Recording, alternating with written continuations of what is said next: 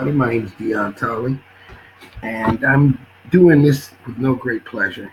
It's one of those times that I feel like I must, and what I mean by that is the fact that if RapTheNews or any of these teachers feel like or think for one moment that the Most High doesn't have anybody out here that will reprove them and will show them the error of their studies and their teaching, then they're sadly mistaken. And my name is Dion Tully. I'll give you a little bit of background on me. And before I can, well, instead of, I should say, getting into me and myself and who it is, I'll just go to Facebook and you could see for yourself. All right, my name is Dion Tolliver. Go by the screen name Dion Tully. I'm a writer. And I tell you, some of the subjects I deal with, 400-year captivity, 1619, all of the stuff that awakened Hebrews deal with. But this is a particularly egregious contention when it comes to the Messiah, and I will speak up. And that is this RapTheNews. This RapTheNews guy, let me take you to this RapTheNews guy. Pretty good videos in the past, dealing with dreams and testimonies and things in the stars and in the heavens, video footages. I like that kind of stuff. But if you think that if you're going to get into the realm of teaching and start misleading our people, particularly in these days, you got another thing coming. Like I said, I've even subscribed to this joker. And I tell you, that was a big waste of time. Let me show you some of the things that this guy said to me that made me like, this guy needs to be dealt with. And he's going to at least understand from the side of the truth where the Most High stands, regardless to what he thinks is the truth or not. He's going to hear it. And the people who follow him, you decide for yourself. Because I live by this is some of the responses that he gave me.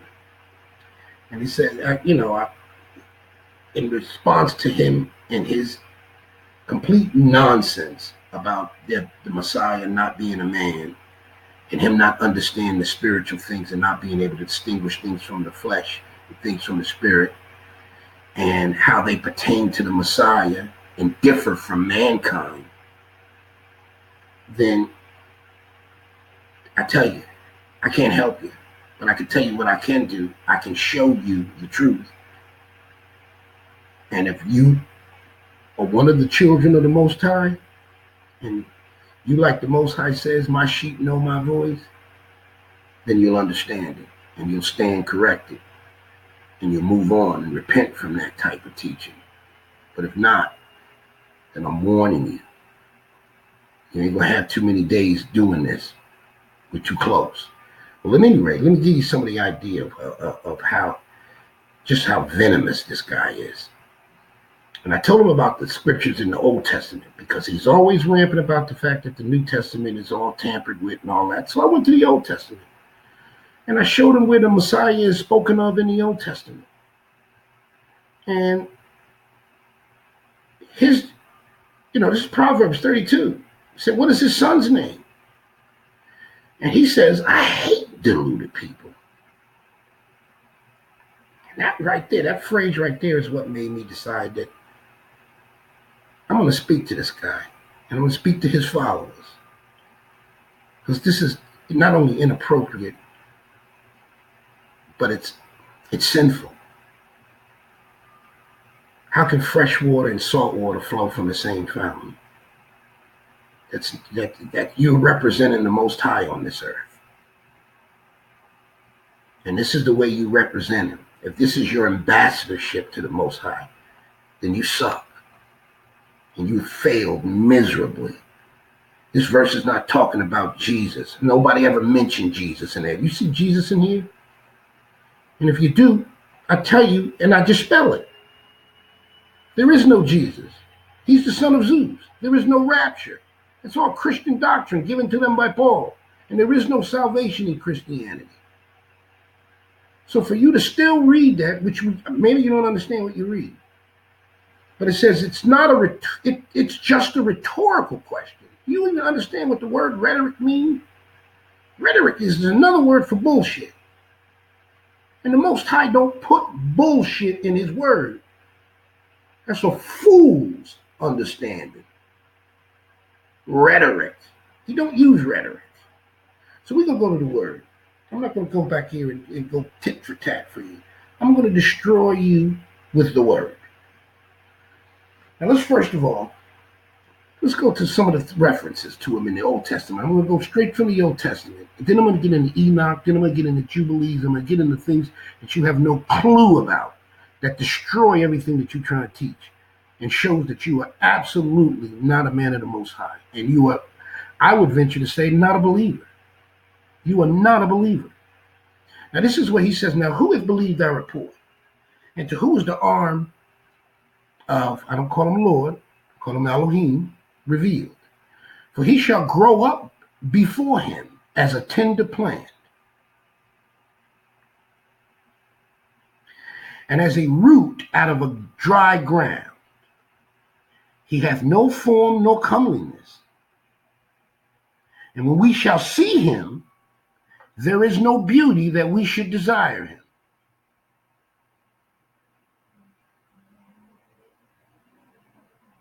What do you think that means? He is despised and rejected of men, a man of sorrows, acquainted with grief. And we hid, as it were, our faces from him. He was despised, and we esteemed him not. What are they talking about? If the Messiah is not a man, and all of these which you read from the Gospels, even though we know that they changed the name,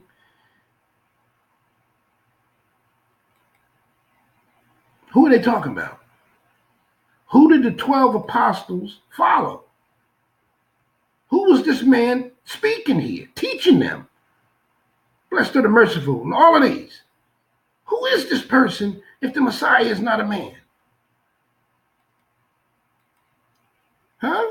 He called 12 disciples and gave them power against unclean spirits, to cast them out and heal all manner of sickness and all manner of disease.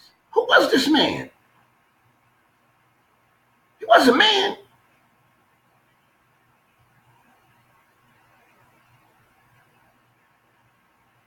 This is revelation. He's telling you in the Old Testament that we esteemed him not. Let's go back there. Let's go back there. This is King James Version too. He said, but he was wounded for our transgressions. He was bruised for our iniquity. And the chastisement of our peace was upon him. And with his stripes we are healed. And like sheep we have gone astray, and have turned everyone to his own way. And the Elohim had laid on him the iniquity of us all. He was oppressed and he was afflicted, yet he opened not his mouth. He's talking about the Messiah and the story in the Gospels.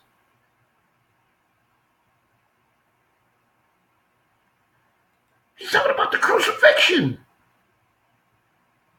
So let's go into another. Let's get deeper. Because that was just to show you that the stories in the Old Testament describe him. And not everybody requires him to come out and say it. You know what I mean? Like this was somehow up for debate in the days of the people who were speaking this. The children, our forefathers who lived in Isaiah's day, they did not have to believe that the Messiah was coming. They knew it. It's just that when he came, like I said, he didn't come with the money. He didn't come like a king. He came riding on an ass, scriptures describe. He had taken all of his glory and honor and set it aside to do this, to bear our griefs and our sorrows, to bear our transgressions. Just our people. Because going back to, let's understand, this is not a world thing. So get that out of your head. And you not being able to discern the holy from the profane, that's why you keep sticking to this Jesus thing and this Christianity thing. It tells you here, know for surety that thy seed, this is a bloodline thing. It ain't got nothing to do with no Christianity or white folks. It's a bloodline thing. And every single one of these were of the lineage of Hebrews. Nehemiah, Esther, except for Job and except for Paul. Those are the only Hebrews or Hebrews that were not of the children of Jacob. They were from Edom. Timothy, Colossians, Philippians, these are not part of the 12 golden candlesticks that Messiah spoke of in Revelation. But let's move on. Let's go to Daniel. The Most High appeared to everybody in the Old Testament of the notable. Let's go to Daniel. Let's go to Daniel when he calls him the Ancient of Days. Right? And let's go to Daniel. Let me show you something. That's, if you had any bit of aptitude, you would have been able to see this anyway. But being that you don't, I'm going to show it to you. All right? Now, let's go to first I want to go to, I'm not even going to go there. I'm going to go to Daniel 3 when he talks about Nebuchadnezzar. And all right, now he went through, interprets the dream. I'm going to follow where Shadrach, Meshach, and Abednego. Okay? All right, now let's go where Shadrach, Meshach, and Abednego. Where was that at, right? Okay, here we go. Now we all know the story. And if you don't, shame on you because you shouldn't be teaching if you don't. So let's go ahead and go to the story. It says, therefore I make a decree that every nation and language which speak amiss against God, Shadrach, and Meshach shall be cut in pieces. So this is afterwards. I'm not going to go through that. I'm going to go back because I'm skipping the story. Now, Shadrach, Meshach, and Abednego, as you know, they refused to serve Nebuchadnezzar and worship his idols. And it shows you that he says, now Nebuchadnezzar was full of fury, and the form of his visage was changed against Shadrach, Meshach, and Abednego. Therefore he spake and commanded that they should heat the furnace 7 times more than it was to be heated, than it normally was. And he commanded that the mighty men that were in his army to bind the 3 and cast them into the fiery furnace. And these men were bound by their coats and their hose and in their hats and their garments, and they were in the midst of a fiery furnace. And therefore the king's commandment was urgent. The furnace was exceeding hot, and the flame of the fire slew those men that took Shadrach. So that was hot fire. And these 3 men, Shadrach, fell down and bound in the midst of the fiery furnace. And Nebuchadnezzar the king was astonished. He rose up in haste and spake and said to his counselors, did not we cast 3 men bound into the midst of the fire? And they answered and said, true, O king. And he said, lo, I see 4 men loose, walking in the midst of the fire. And they have no hurt. And he said, and the form of the 4th is like the Son of God. Come on, man. Saying Daniel lying? Saying Nebuchadnezzar lying now? Let's go to the Ancient of Days. Let's go to the Ancient of Days. He goes here in the Ancient of Days, he talks about the 4 kingdoms. All right? The first was like a lion and had eagle's wing, and beheld till the wings were plucked up and made, and he was standing on the feet as a man, and a man's heart was given to it. And another beast like a bear, and he was raised on his side and had 3 mouths in it. The other was like a leopard, and had 4 wings of a fowl, and the beast also had 4 heads, and its dominion was given to it. All right? And I saw this in the night vision. Behold, the fourth beast, dreadful and terrible, was strong exceedingly, and had iron teeth, and it devoured and broke in pieces. So, just to break it down, tells you 2 beasts. We already know that the Nebuchadnezzar was the head. That was the lion. All right? The kingdom that came after him was the Persians. That was the bear. The kingdom that came after him was the Greeks. That was the leopard.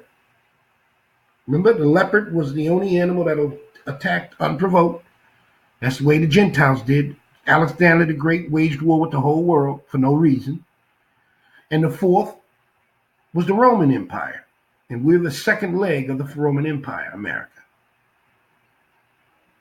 I mean, that's just apparent by the symbols, the eagle, the whole 9 yards. If you don't know that, like I said, you ain't got no business teaching. Anyway, it says that when these things had come to an end, and he said, there came up among them a little horn before the first 3 were plucked up by the roots, meaning that he absorbed all of the different kingdoms before him, and had eyes like a man and a mouth speaking great things.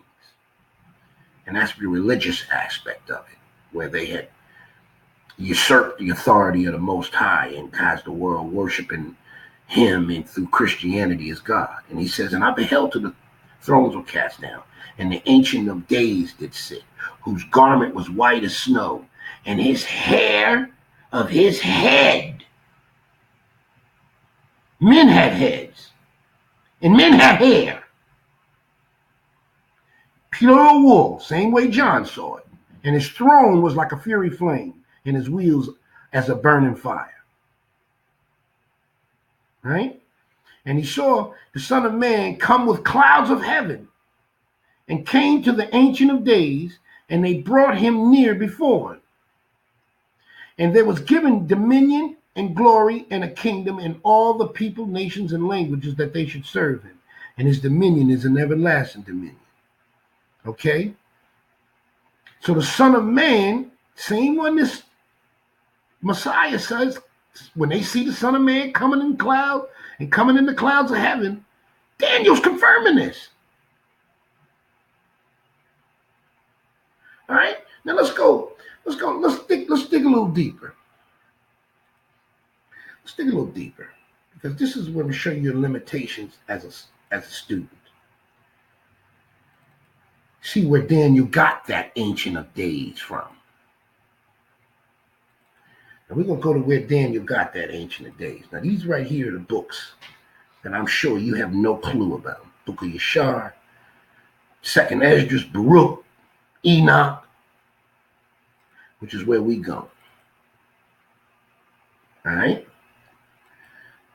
Now, to validate Enoch, let's validate Enoch first. Let's go to Enoch in the scriptures.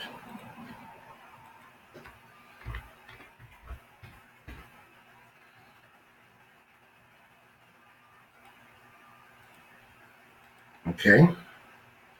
Now,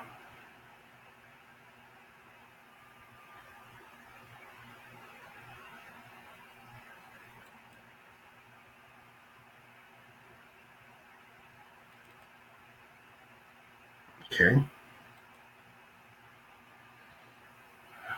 See that? Enoch walked with Yahweh after he begat Methuselah 300 years, and he begat sons and daughters. And all the days of Enoch were 365 years. And Enoch walked with Yahweh. See, he walked with him. Think about that for a minute. Think about the fellowship and how you perceive the Most High in his state as the Father, as opposed to how Enoch and the actual people who walked with him perceived him. It was a friendship, and it was the manifestation of what John said. And the Word was made flesh and dwelt among them. This is the stuff that you can't understand because you're spiritually, your eyes are not open. You think they are. You're going by strictly your academics and your intellect. Most High has to reveal these things to you. But you have to have the foundation in the word in your intellect for him to reveal it to you. You don't have this knowledge, then that's the reason why your mind's accepting. It won't accept it. Now let's go to Enoch. Let's go to confirm him in the book of Jubilees first, before I get to Enoch and what he says. Let's go to the book of Jubilees. Book of Jubilees is another book written by Moses. All right? And we see that?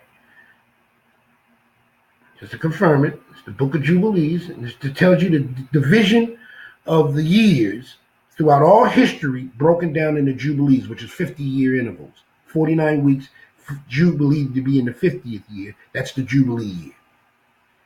And there's a specific holiness to that day, as we about to see in well, that's another study, but it's evident from the 1619, 1969, 1669 with the law that gave them the right to keep us for perpetuity, which was the legalization of chattel slavery.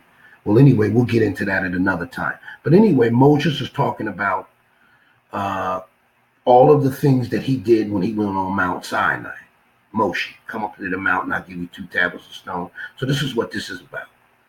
And let's look at what he says about Enoch, because he also, the same way he did in Genesis, Moses tells you the given the complete history from creation, right? And just to give you an idea of just how accurate this is, you know Genesis about the 400-year prophecy. Well, let's look at the 400-year prophecy in Jubilees. But you know that the authors are exactly the same.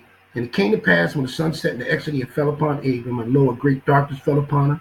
And he said to him, know of a surety that thy seed shall be a stranger in the land that is not theirs, and it shall bring them into bondage and afflict them 400 years. And the nation also to they will be in bondage, will I judge. And after what? After the judgment. So that's what we're waiting for. It's 1619. But he says that the nation that we're in bondage to in the 400 years, he's saying that after the 400 years, I judge them, then they come out.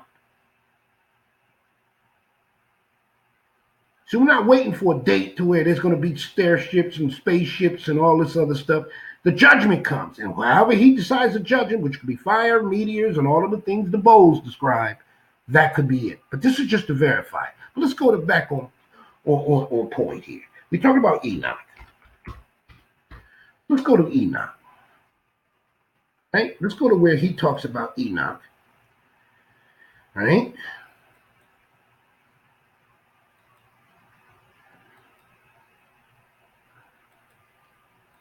All right, now these are all of the Enoch that came from. Remember, there was Cain had an Enoch, and Seth had an Enoch, which was the lineage of Adam.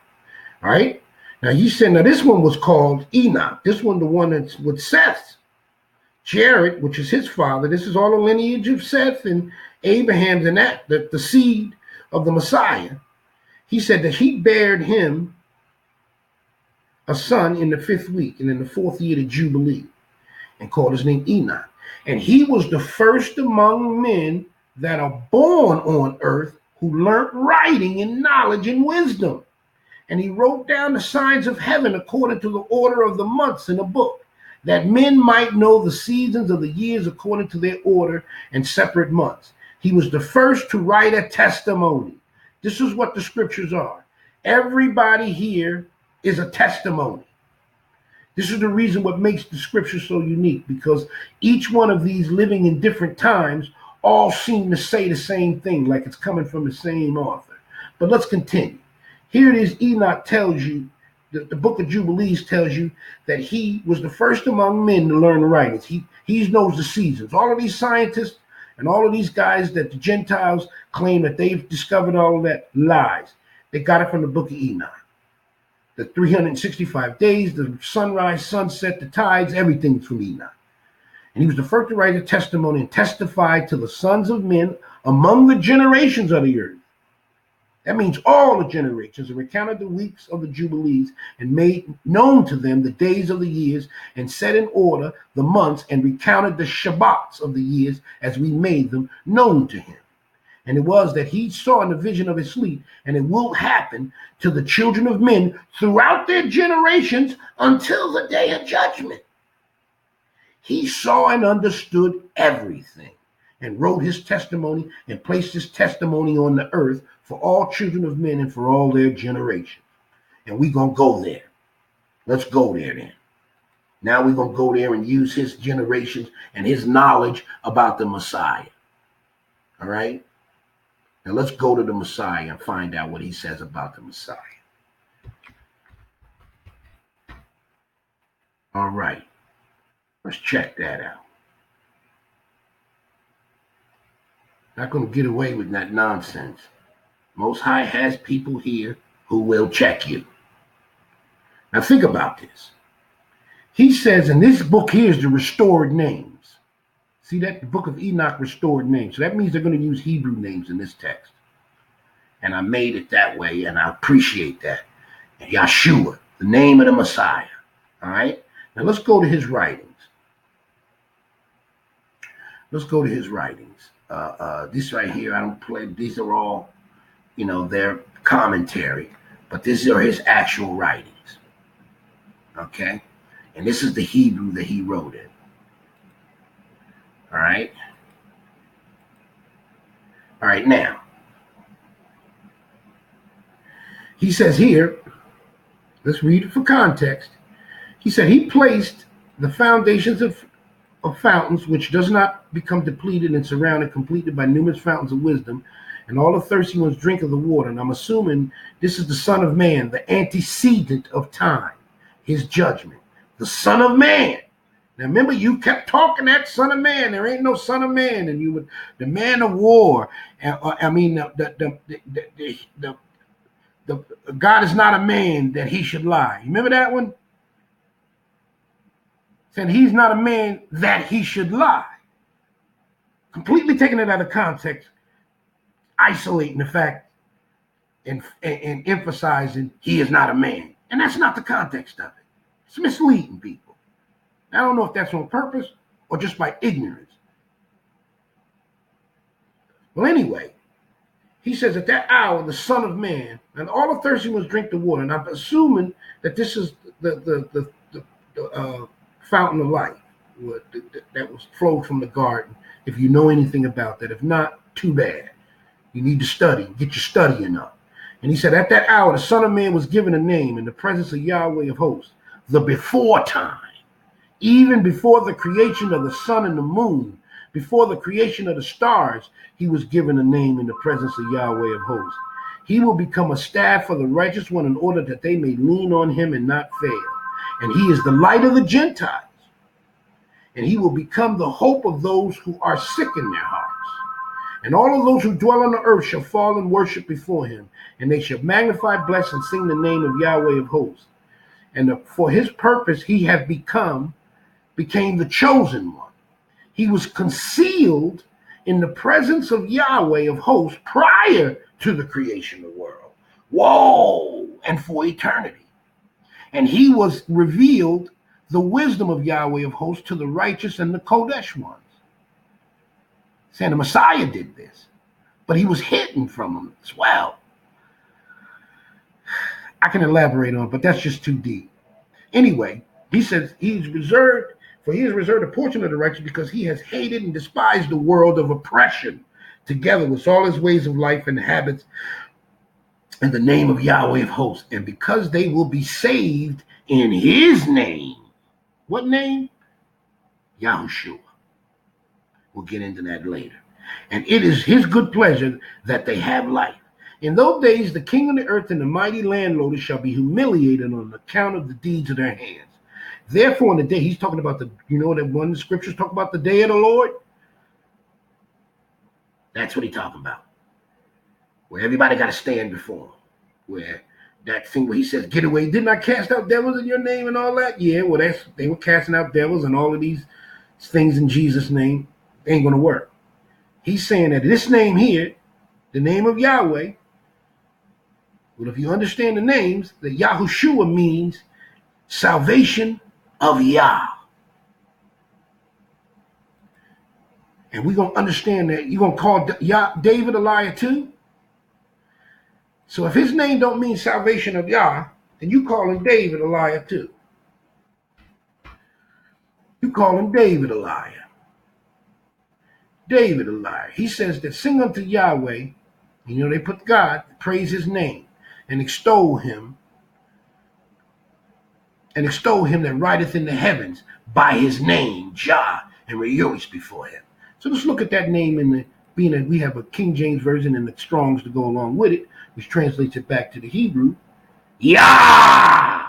You got that? Yah! So I don't have to use the New Testament, moron. I could tell you right now from the scriptures and from the tools that are given to us to be able to use your wisdom to find out the truth. And let's go back into Enoch. He said he shall deliver them. These are the accounts of the deeds. Remember the day of the Lord, on the day of their misery and wilderness, when they will not be able to save themselves. And I shall deliver them into the hands of my elect ones. That's us. The ones he sends his angel to gather. And they shall burn before the face of the holy ones and sink before their sight. Right? And on the day of their wilderness, and there shall be an obstacle on the earth that they shall fall on their faces, and they shall not rise up again. Nor anyone be found who will take them with his hands and raise them up. And that's just like Isaiah says. When Babylon is fallen, he says that he's going to cut off father, son, uncle, and nephew. That they don't fill the earth with cities again. Or they don't fill the cities of the earth again with men and to build them up and whatnot. Well, anyway, he says, on their day of their willing, there shall be an obstacle on the earth, and they shall fall on their face, and they shall arise, and they shall, and no anyone be able to take them with his hands and raise them up, for they have denied Yahweh of hosts and his Messiah. All right, let's go to another one.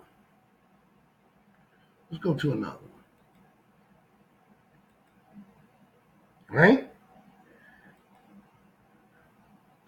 All right, and he said, after these days, the same place, and he was carried off. This is Enoch telling you. And there was a mountain of iron, a mountain of copper, a mountain of silver, and a mountain of gold, a mountain of colored metal, and a mountain of lead. And I asked the angel that was with me, saying, what are these things which I have seen in secret? And he said to me, these are all the things which you have seen happen by the authority of his Messiah, so that he may give orders and be praised upon the earth.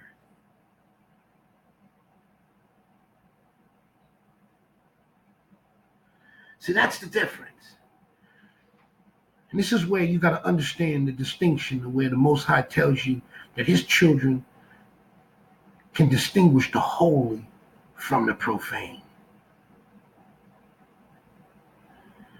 And for you and all that venom and the cursing and the lying and not knowing the scriptures, at least not halfway near as good as you think you do, to where you could say these things that were really blasphemies and not know that the Messiah is real. And that the fact that you can't discern the fact that if a man serves the Messiah, like the Messiah said, I'm going to show you that. Just for this discussion. Well, he told them that I and my Father are one. Right? And when you look at a man and his father, particularly in the case of the kings,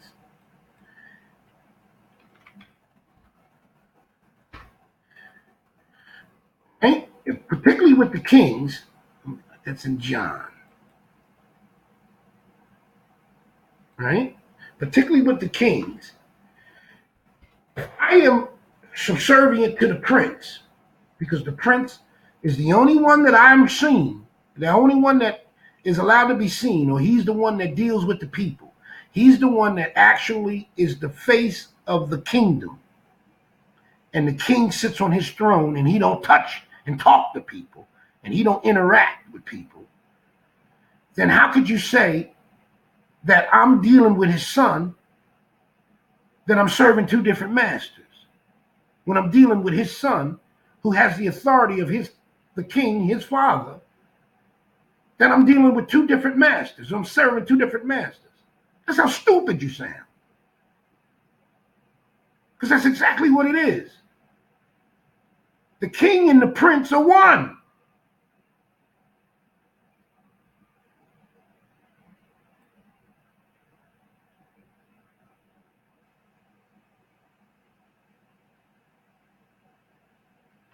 All right, now here we go.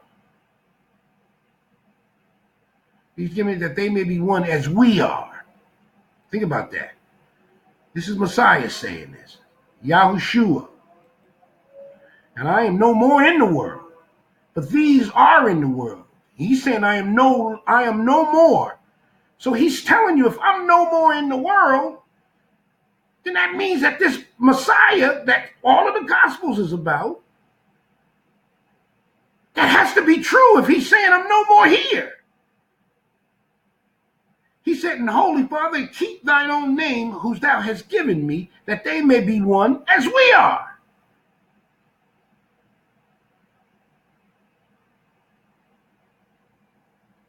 So he's saying that they're one. So he's saying that we have the ability to be one like they are, but it's your faith. You believe it. And right now, you're failing at that. You're in the rejection column right now. So let's get back to it. So this is proving that right there. Now let's go to the Ancient of Days.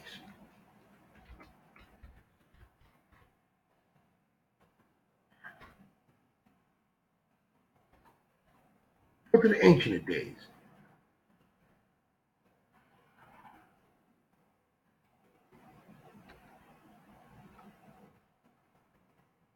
Let's do this. Antecedent. Antecedent. And I saw him, the antecedent of time. Right? While he was sitting upon the throne of his splendor, and all the books of the living ones were opened before him, and all his power in heaven above and his escort stood before him. And the hearts of the holy ones are filled with joy because of the number of righteous has been offered and the prayers of the righteous ones. And I got you here where he talks about the antecedent of time. Right? And we read that one.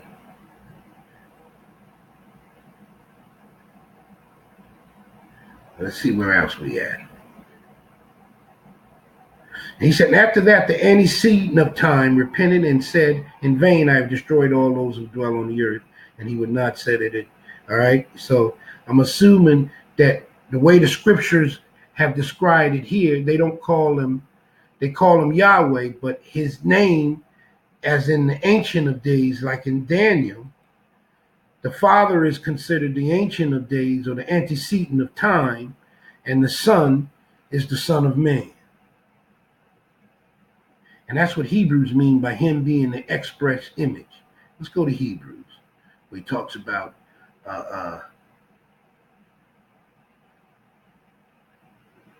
the Messiah and who he is. And the only reason why I go to Hebrews is because it's written for Hebrews. Now he tells you, he said, in these last days he was spoken to us by his Son, whom he appointed heir to all things, who being the brightness of his glory and the express image of his person, upholding all the things by the word of his power, when he had by himself purged our sins and sat down at the right hand of the majesty on high. Think about this one now. And he says, of the angels saith, he said, and again, let me go back. He said, for which of the angels he said at any time, thou art my son. And he's talking about the Messiah. This day I have begotten thee, and again I will be to him a father, and he shall be unto me a son. And again, when he bringeth in the first begotten into the world, he said, And let all the angels of Yahweh worship him. And of the angels he saith, he maketh his angel spirits and his ministers a flame of fire. But unto the Son he saith, thy throne, O Yah. Wait a minute. He's saying to the Son, God. The Father is calling the Son God. He said, your throne is forever and ever. The scepter of thy righteousness is the scepter of thy kingdom. He said, thou hast loved righteousness and hated iniquity. Therefore, God, even thy God. Ooh, come on, guys. Your eyes starting to open now. This is nonsense.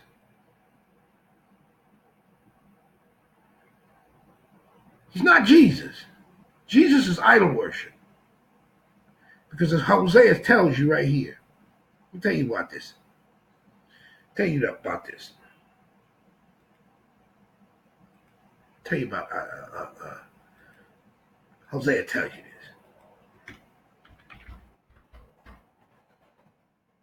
Go to Hosea. Let's go to Hosea. All right. Oh boy, that moved on me. Image. All right, now look at that. It says, the children of Israel shall abide many days without a king, without a prince, without a sacrifice, without an image, without an ephod, which is the priestly plate that the priest used to wear with all of the gems and the stones on it, and a teraphim, which is a physician. All right? That's why we all sick all the time, eating the wrong stuff. It's a healer, a physician, see? All right?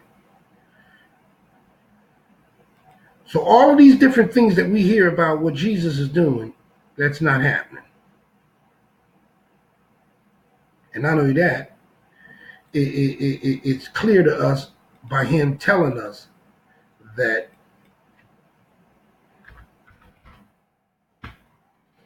right? This is what this is. I said, we're going to stay in the Old Testament then. This is what this is. I'm going to add the whole stage. Wood and stone.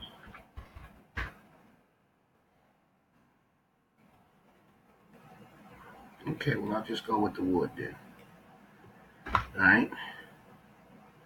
Let's go with the law then. Let's go with the law then. Where he promised us. I'm going to narrow it down. All right, let's narrow it down. Right?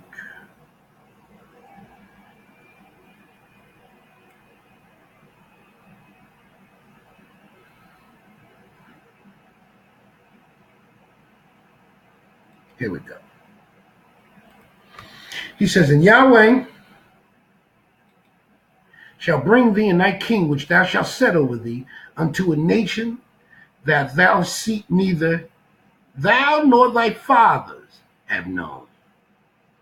And there thou shalt serve other gods, wood and stone. And there you shall become an astonishment and a proverb. That's what Negro is, nigger, and a byword among all the nations that Yahweh shall lead you.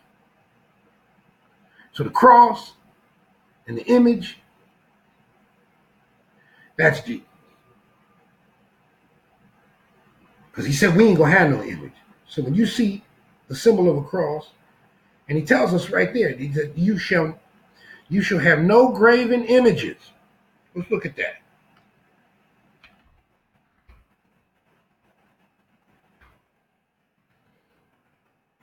No graven. Let's go to graven. All right? Look at that. He tells you shall make no idols, nor graven image, nor rear up any standing image. That's the Jesus face, the image of a man. Neither shall you set up any image of stone in your land, or bow down unto it. You should keep my Sabbaths and reverence my sanctuary. Let's go to another one. constantly told us about the graven woods, the images of wood and stone. Look at this one, Deuteronomy. And when y'all beget children, and children you shall have remained longer than lame, you shall corrupt yourselves and make graven images and the likeness of anything, and shall do evil in the sight of Yahweh the Elohim, to provoke him to anger.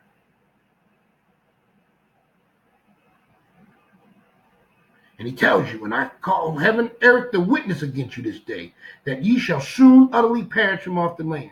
So he was telling them right after he delivered them from Egypt that they were going to start worshiping these gods that we worship today, wood and stone.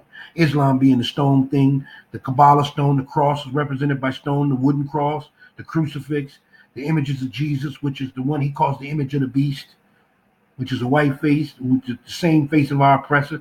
Let's just tell the truth about it. So it's the idol worship that we're against. He don't even know that. He just throwing the baby out with the bathwater, Mr. RapTheNews.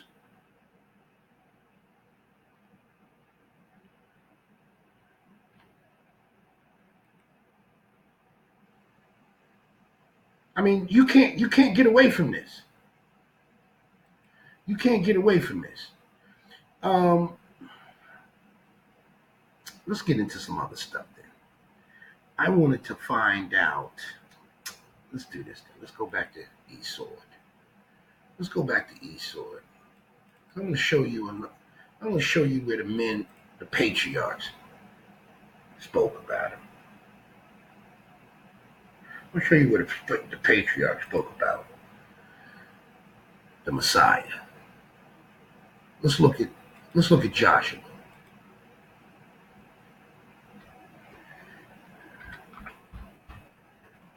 Right? Let's look at Joshua.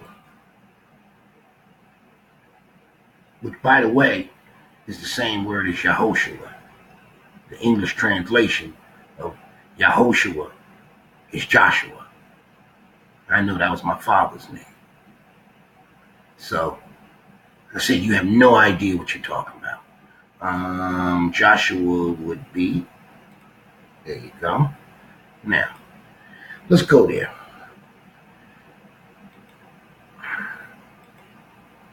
Now, it came to pass now, Joshua was at Jericho. Now, let's look at him. Look at his name in it. Yehoshua. Jehovah saved. Okay?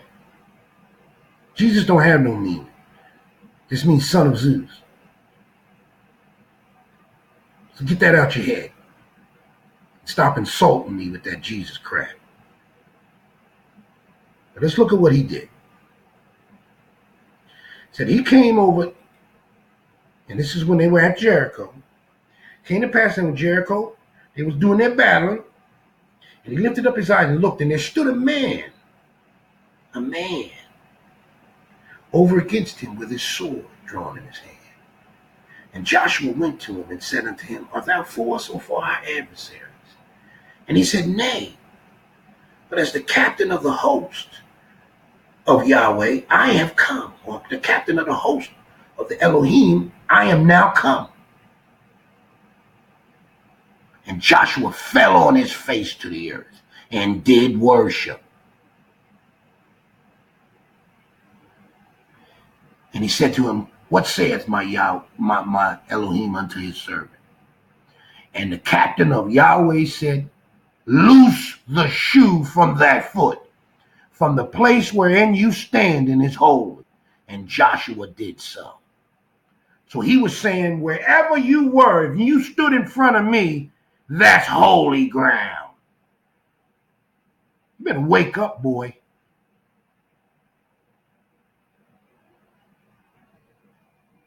When he came to earth, and he came through Mary, he didn't have no father.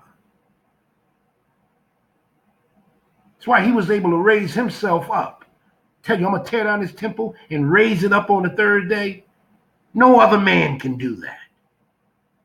So yeah, he is a man, but he ain't no man like you thinking. The weakness that was displayed, or seemingly the weakness that was displayed at the cross, That was by his choice. He laid down his life.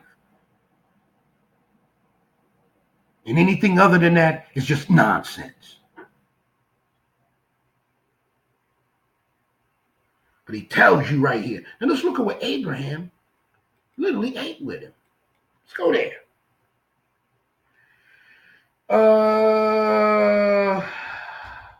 Butter. Let's go there.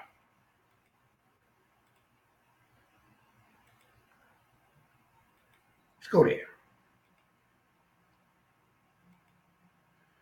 He said, now Abraham, he said, Yahweh appeared to him. Ooh. And he sat in the tent of the door in the heat of the day. And he lifted up his eyes and looked. 3 men stood by him. And when he saw them, he ran to meet them at the tent door and bowed himself toward the ground and said, yeah, my Elohim, if I have found favor in thy sight, pass not away, I pray thee, from thy servant. Let a little water, I pray thee, be fetched, and wash your feet. Ooh, remember that from the Messiah? And to rest yourselves under the tree. And I will fetch a morsel of bread and comfort your heart. And ye shall pass their road. And therefore ye shall come to your servant. And they said, do so. And Abraham hastened to do so, went to his tent and Sarah, and they made quickly 3 measures of fine meal netted, and they made cakes upon the herd. And Abraham ran unto the herd and fetched a cow, tender and good, and gave it to the young man, and he hasted to dress it.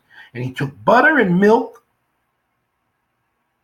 and the calf which he dressed, and he set it before them, and he stood before them under the tree, and they ate. Okay, so she did the bread, and he took the butter and the milk and put it over the meat. And what's butter and milk? Cheese. He had a cheese steak with the Most High. Butter and milk makes cheese, if any of you guys don't know it.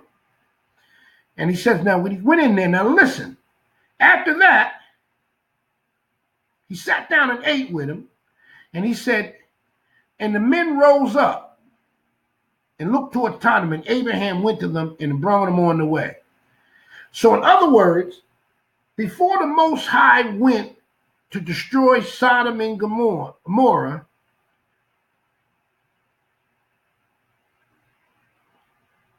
he sent them to Abraham first. Think about that. And Abraham was dealing with him. He said, listen, he said, and the men turned their faces from there and went toward Sodom. But Abraham stood yet before Yahweh. So remember, it tells you 2 men went and destroyed, 2 angels. But it tells you here 3 men came. So that means the 2 men went off to go destroy Sodom and Gomorrah. But Abraham stayed with the Most High. He stayed with the Messiah. And he started asking him, saying, and if I could find 50 men, and remember he went to the haggling and he went all the way down, he couldn't find any of them.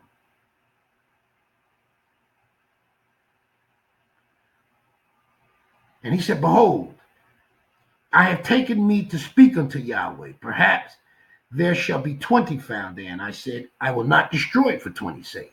And he said, let not Yahweh be angry, and speak yet but once, but this once. Perhaps 10 shall be found there. And he said, I will not destroy it for 10's sake. And he says, and Yahweh went on his way. The Elohim went on his way. And as soon as he had left concerning Abraham, Abraham returned into his place. So this was the Messiah before. So this is when he was in his position where only the children of the Most High saw him. The world couldn't see him at that point. So he came through Mary.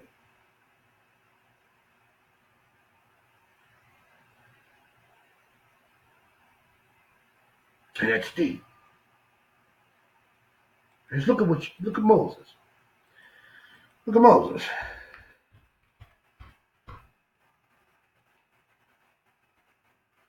Right?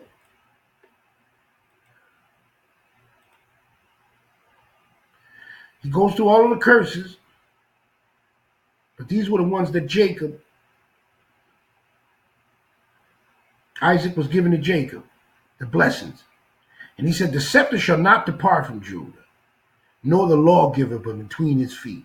until Shiloh come, and unto him shall the gathering of the people be. Huh?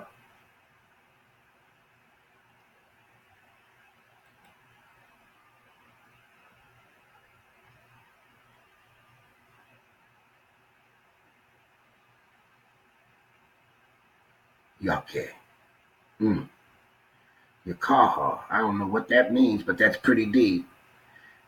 And I see the Yah there. The Yah, remember my people who are called by my name. Yah is his name. Make no mistake about it. So Shiloh, Moses gave you a prophecy. And this is about the gathering.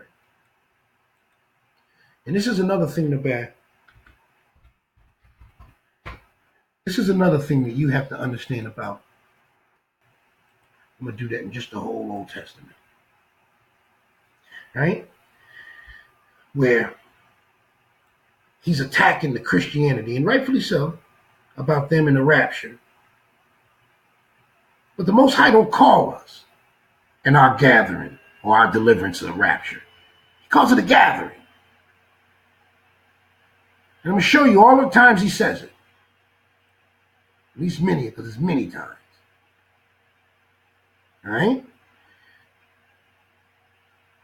He said, you're gathered. He said, Yahweh Elohim, which gathered the outcasts of Israel, yet I will gather others to him, beside those that are gathered unto him. Okay? Those are other nations, those who like the Messiah's blessing or Moses' blessing and curses. Say, I bless those that bless you and curse those that curse you. Some of those people, not all, but a very small percentage of people have blessed us and were willing to suffer with us. Very far and few between, but there are some. And he gathered others too. Job was one of them. You know what I mean? Well, anyway, and he says in Isaiah 60, he talks about gatherings. Right? He says, behold, darkness shall come. This is another day of the Lord, gross darkness of people, but Yahweh shall arise upon thee, and his glory shall be seen upon thee. This is us. This is our gathering, when the glory of the Most High returns upon his people. And the Gentiles shall come to that light, and the kings to the brightness of thy rising. And he said, and they all shall gather themselves together. They come to thee. Thy sons shall come from far, and thy daughters shall be nursed at thy sides. And thou shalt see, meaning we all gonna see it in this day, and flow together. And the heart shall fear and be enlarged, because the abundance of the sea shall be converted unto thee. And that's revelation knowledge. That's about the clouds. When you convert water, it converts to either ice or gas. And gas is the clouds. And this is to give you a little deep revelation about that, about the gathering.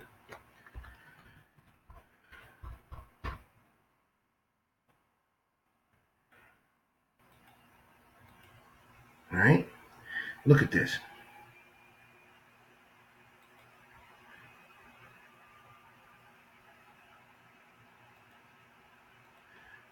Right? Who are these?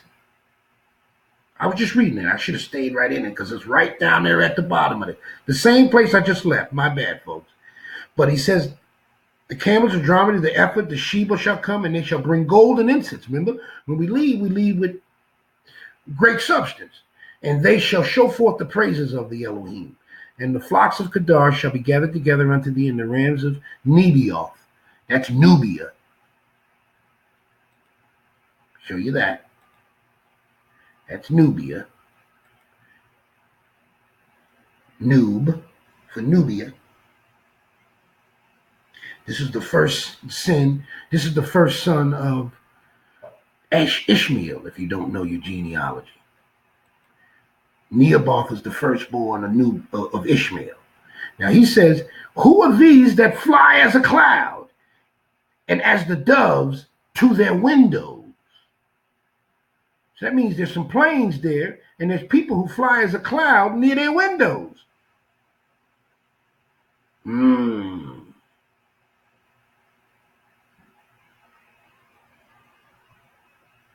That's deep. And surely the isles will wait for me. The ships of Tarshish first to bring thy sons. So this is the gathering. Let's get back to the gathering. And I should gather you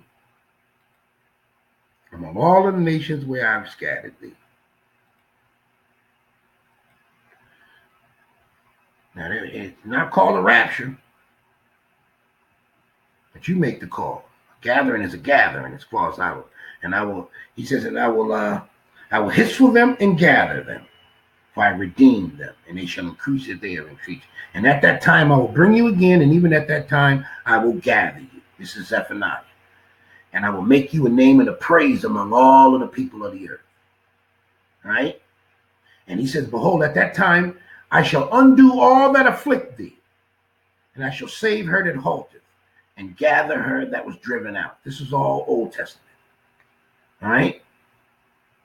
And he says, my determination is to gather the nations, and I'm a symbol of kings to pour out my indignation. That's the gathering of them. That's the Armageddon aspect of the gathering.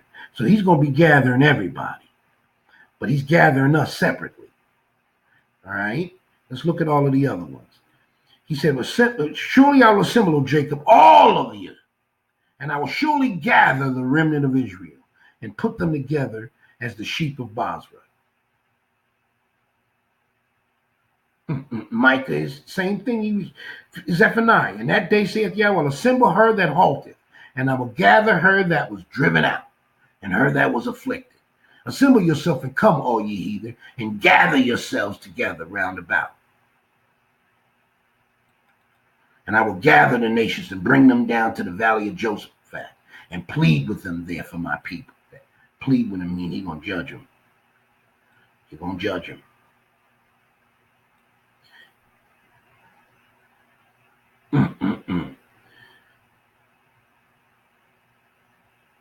Gather the elders, pay for their pains, the power pays to gather. All right, now let's go back to the more of them. Let's go back to more of them. He said, and I will bring them out from the people and gather them from the countries, and I will bring them to their own land and feed them upon the nations, mountains of Israel by the rivers. All right? Now let's go to John. I'm going to go to the New Testament because you go to Revelation and you deal with the prophecies, the 666 and the whole nine. If you don't believe in the Messiah, then how could you teach from anything from Revelation? How stupid is that? You believe it's tampered, but you found the right ones of this tampered text to pick out and teach from, but the parts dealing with the Messiah, oh, they don't count. How could you just arbitrarily think that you could do that? Huh? You don't know the holy from the profane. That's the reason why you don't understand these scriptures. That's the reason why you don't understand the fact that only the names of the Messiah were changed. And the name of the Elohim was changed. They put Lord God and Jesus in there. Rest of the text is tight. And Paul, don't even mention Paul, because Paul, he tells you, I came for the Gentiles. So why would I even waste my time reading anything from him? He didn't come for us and our seed and all of the things, the promises were given to. And the scripture says, as your litmus test, that you'll know my disciples by their love one for another. And the fact that we've been through so much affliction by the hand of these people, and we already know that they're not the followers of the Messiah. So why pay any attention to what he's talking about? I don't understand, but that's the crux of Christianity. That's why Christianity has so many of our people. We've replaced the writings of Paul instead of the writings of the Messiah and the disciples. Pay no attention to that. But that mumbo jumbo that Paul talking, oh, we embrace that with all hook, line, and sinker. But look at him. I want you to look at what he says to him. He said, I am the Alpha and Omega. This is the Messiah saying this. And he said he went to the 7 churches which are in Asia. Ephesus, Smyrna, Pergamos, Thyatira, Sardis. Paul didn't write to none of these. Only one he went to was Ephesus. And you'll find out what the Most High talks about Ephesus. All right? But he tells you here, his head and his hairs were white like wool, as white as snow, and his eyes were like a flame of fire, and his feet were like fine brass, and as if they burned in a furnace. All right? Let's look at that. Let's look at burnt brass.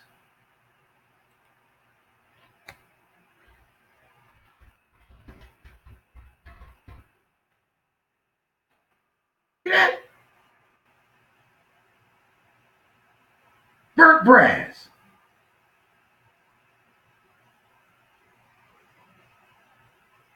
It's a black man.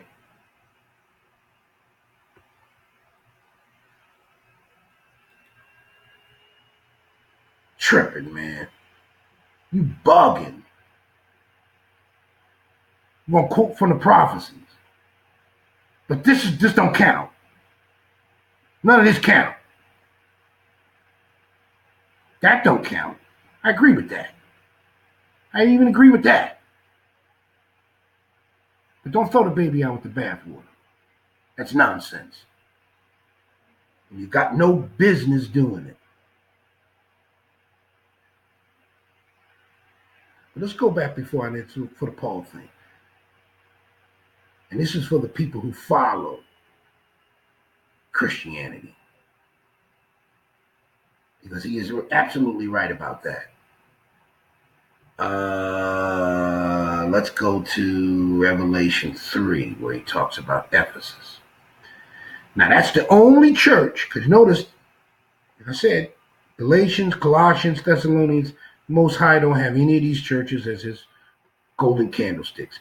Not only that, Timothy nor Titus were any of the disciples. So now they let them count. I don't even read them. I didn't waste my time with them. All of these are Hebrews, so their testimony count.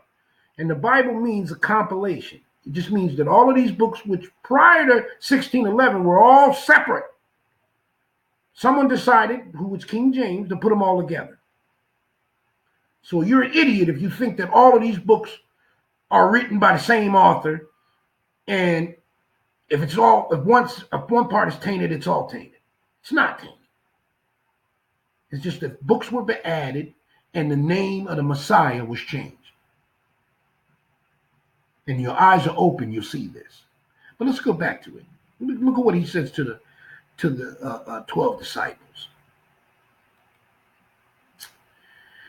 Look at what he says to that. Now, remember, Ephesians is the only one that he spoke to that the children of that Paul spoke to. He says, now the angel of the church of Ephesus write these things, saith he that holdeth 7 stars in his right hand, who walketh in the midst of the 7 golden candlesticks. Those are the churches that were in Asia. Why? Because the lost tribes from the captivity of the Assyrians, they were still held captive in Asia. Only the children of Judah and Levi were free, and they were in Jerusalem. Therefore, the Messiah was there telling them to go talk to them. I've only come for the lost sheep. I mean, I only came for them. So he commissioned the disciples, or the apostles in this case, to go out there and teach them and deliver the gospel to them. Got it? So when he went there, he told them, the angel of Ephesus write. And he says, I know thy works, and I know thy labor and thy patience, and you can't. And he said, and I know how you can't bear them which are evil, and have tried them which say they are apostles. Difference between being a disciple and an apostle. Paul is the only one going around saying he was an apostle. Apostle was someone who sent. And he's saying the Most High sent him on the road to Damascus. This disputes it, because the Messiah is saying that you were saying that those who they were saying they were apostles, he said, and are not, and you have found them liars. And that's the only church that he went to. That was the church of the Ephesians. So he's got to be talking about Paul.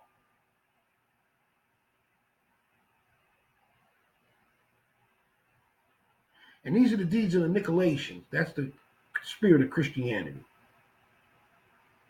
That means that the whole thing about the Nicolaitans idea of, indulgences and tithing to take away your sins and giving money for it. That's the deeds of the Nicolaitans if you study it. All right? So not only that, I'm going to show you where Paul got caught in a lie. Show you where Paul got caught in a lie. Everyone knows, if you read him, he's been going at the Most High for saying that the law was about bondage. Therefore, that this gospel that he was teaching of Jesus Christ sort of freed you from the law, which was a lie. And he was telling people, and he was teaching people not to follow the law. All right? So, the disciples checked him on it. All right? Now let's look at where he checked him on it.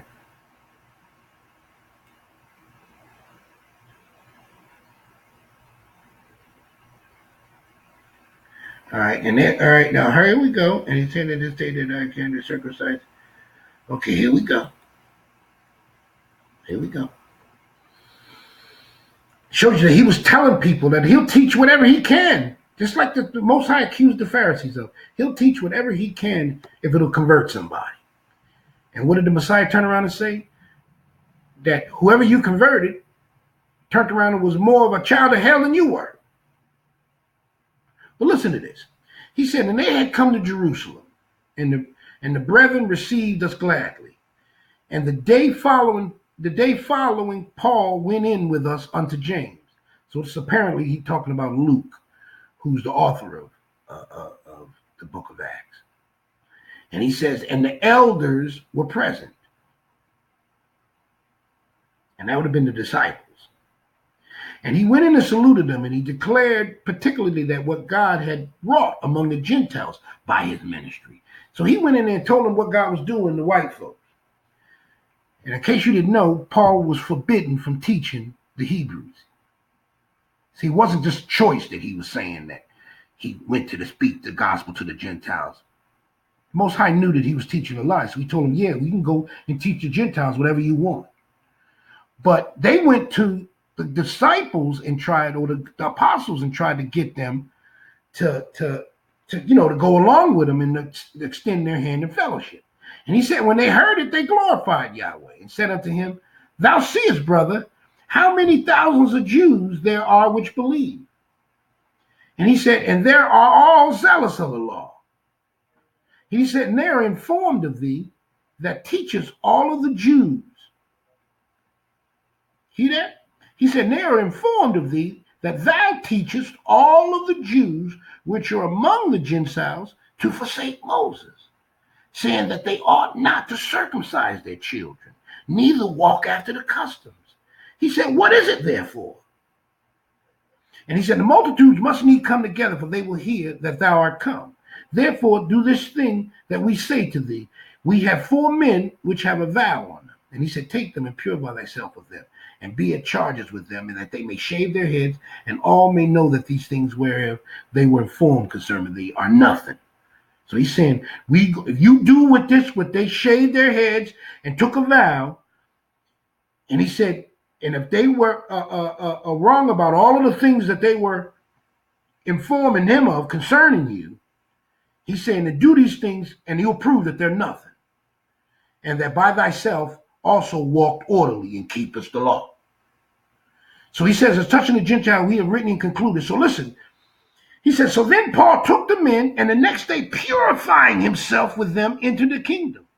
to signify the accomplishment of the days of purification, that an offering should be offered for every one of them.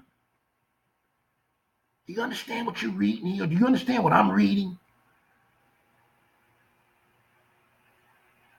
He's telling them, if you were going out here doing these things, before you come in the temple, you got to purify yourself.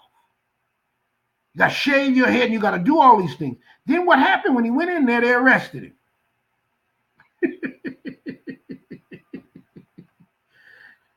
Got to understand, he was forbidden from teaching in Jerusalem for a reason. The Jews weren't having it. That's why it's immediately after AD 70, when the Most High had gotten finished with the testimony of the apostles, all of those Jews or those converts that he had supposedly from the Gentiles, what did they do? They went in and attacked Jerusalem, burnt it to the ground, impaled and killed 1 million of us. The rest of us fled into Florida, fled into Africa, or West Africa, where they found us. So I'm going to close this out here because I think that I've said enough, and I think that Rap the News, Crap the News, whatever you want to call your name, Scrap the News. I can call you whatever you want, because right now I got no respect for what you're saying. No respect for what you're saying and how you're saying it.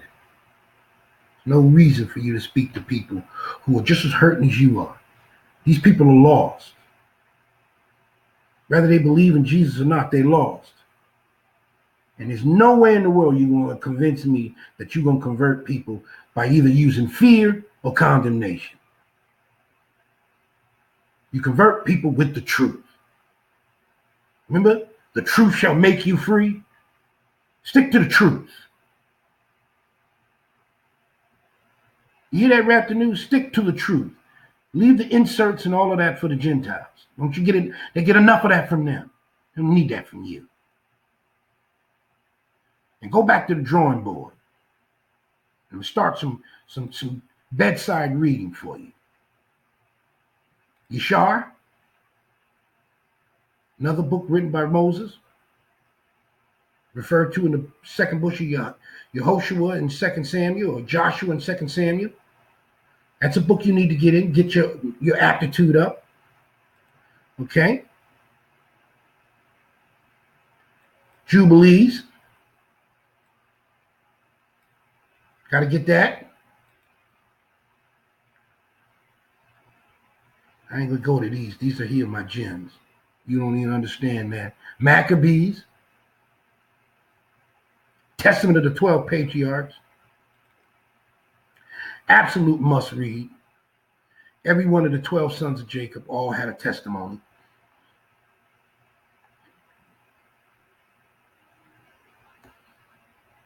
Information is invaluable. Your understanding will become clear. You'll be able to discern the Messiah from idols.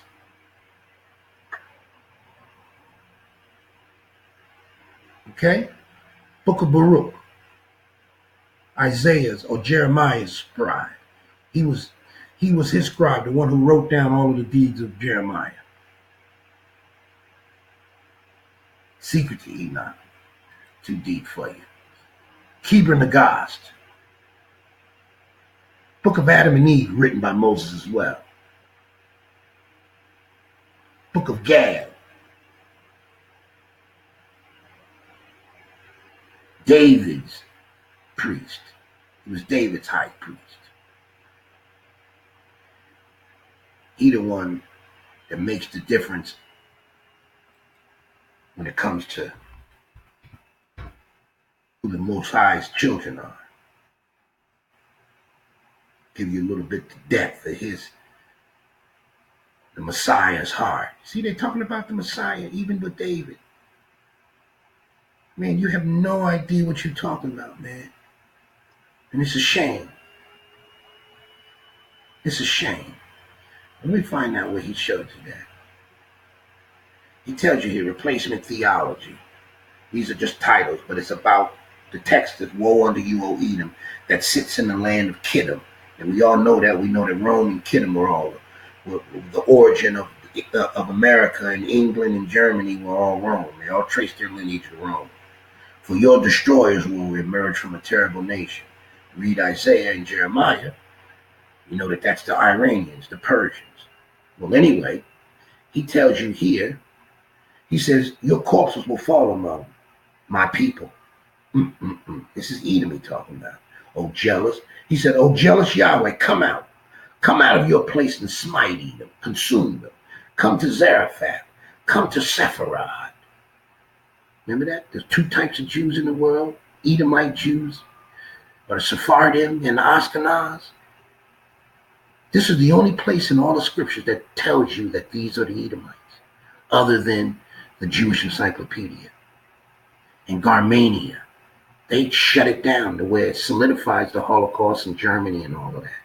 Garmania is another word for Germany. You understand that? Michael, the same thing with Daniel. This is an echo into Daniel. Daniel chapter 12. And in those days, Michael will stand up. Come on, man, you better get your weight up. I'm going to let you go right here, because I can do this all day. Shalom.